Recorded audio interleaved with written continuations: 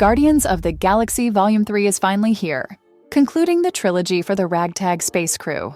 Whether or not you enjoyed the movies, you have to admit that the third installment introduces the most horrifying villain the MCU has ever seen. So why is Guardians of the Galaxy 3 such a big deal? Director James Gunn has said it's the final time we will see the Guardians as we know them. Initially, fans speculated wildly about what that could mean, especially since the Marvel Cinematic Universe has killed off our favorite heroes before. Many thought they could become background players who make cameos every now and then. Others theorized that the Guardians might retire, or even pass on the work of protecting the galaxy to more capable heroes. The final speculation and worry of many fans was that one or more members of the team would die. Luckily, at the end of the third installment, the entire group of heroes survives. They live to fight and hopefully return to the screen another day. Gunn's comments, paired with the film's marketing, made fans especially worried for their favorite characters. The third installment of the franchise focuses more heavily on Rocket Raccoon and his backstory than the previous films did. To fans, this was a big warning light signaling his potential death. Many commented on that fact when the first trailer was released, expressing the sentiment that they know the film will make them cry. The trailer hinted at other potential heartbreaking moments for the team, such as the deaths of other team members like Drax, Mantis, or even Peter Quill. But one of the most significant things about this film is its villain, the High Evolutionary. Just who is the High Evolutionary? The character is a twisted scientist who has a fascination for genetic experimentation and enhancement. Essentially, he believes perfect beings have to be made and brought into the world. He also had a keen interest in turning animals into intelligent, self-aware beings. That'll be more relevant a little later. Shikuti Iwuji portrayed the mad scientist. His background in theater and film allowed him to give the character a menacing presence. He described his character as narcissistic, sociopathic, but very charming. That element comes into play as he deceives his creations and the scientists who work for him.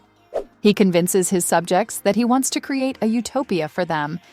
In reality, he only uses them to further his sadistic goals. In the comics, the villain was originally a human scientist named Herbert Edgar Wyndham. As a biologist, he became obsessed with evolution, taking inspiration from Nathaniel Essex's work. Essex is the mutant villain known as Mr. Sinister. Wyndham experimented on animals, turning them into talking, sentient creatures he called new men. He did all of this from his base on Mount Wundagore and clashed with different heroes. In the comics, the High Evolutionary is an extremely powerful foe. Having experimented on himself, he is imbued with a list of powers that make him a credible threat to the Guardians. The first thing that stands out about him is his intelligence. His transformation enhanced his intelligence to the point that it surpassed the likes of Tony Stark, Bruce Banner, and Reed Richards.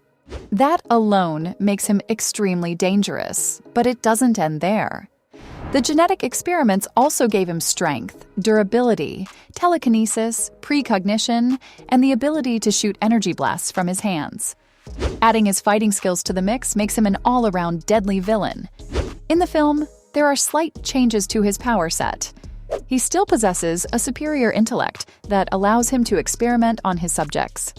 We see him use the energy blasts to knock out several scientists, but instead of coming from his hands, the blasts come from his suit. That plays more into his intelligence being his primary power. Other technological elements play into this as well. But what makes him so horrifying? His experiments on living creatures show his cold, sadistic side. In his attempt to improve humanity and animals, he carelessly kills the ones that don't meet his expectations. We see this in the film with his treatment of the beings in Batch 89. The group includes Lila, a talking otter, Teefs, a walrus, and Floor, a rabbit. While it may not shock fans, that group also includes Rocket, as he too was an experiment of Wyndham's. The lovable trash panda has mentioned this before. That's right. The High Evolutionary's presence in the MCU has been established since the first Guardians film. In that, Rocket mentioned being torn apart and put back together over and over, showing just how brutal Wyndham's methods are. Another connection between the two films is Rocket's codename. To Wyndham, he is test subject 89P13. Rocket is referred to by this code in the film by the Nova Corps, and it's displayed when he's arrested. The High Evolutionary codifying his subjects and not giving them names shows his heartlessness, another horrifying element to the villain. He has a special connection with Rocket Raccoon. It's not just any connection either. He literally made Rocket who he is. Through torture and experiments, he shaped the raccoon into a hyper-intelligent being, while also saddling him with unimaginable trauma. That's something the film explores as it deals with Rocket's backstory and the High Evolutionary. Guardians of the Galaxy 3 delves into that trauma and Rocket's relationship with the other experiments. We see him face the loss of his close friends from Batch 89. We also see how the villain handles his new men when he finds them disappointing.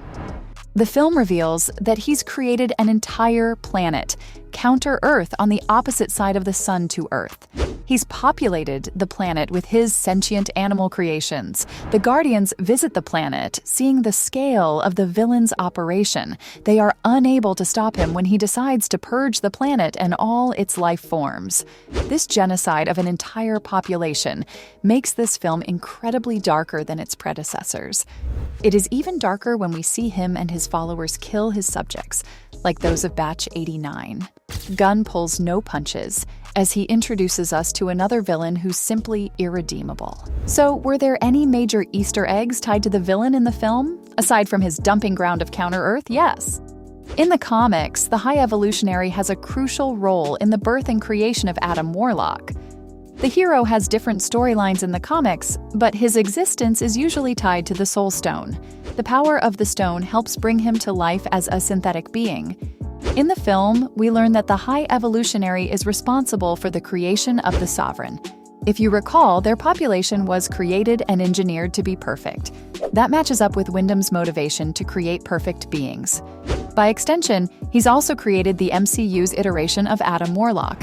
He once again plays a crucial role in developing the character, making him a foil for the Guardians.